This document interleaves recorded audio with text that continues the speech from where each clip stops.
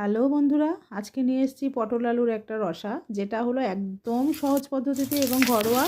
এইভাবে রান্না করো এবং বলো কেমন হয়েছে।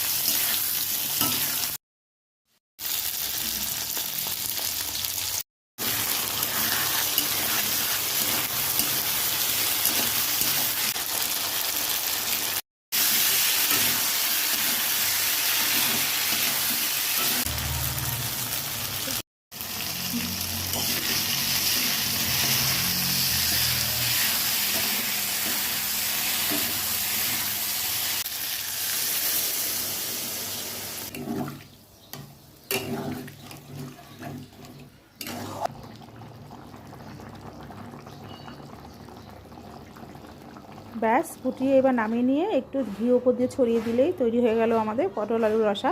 বন্ধুরা, ভিডিওটা ভালো লাগলে লাইক, কমেন্ট, শেয়ার করো।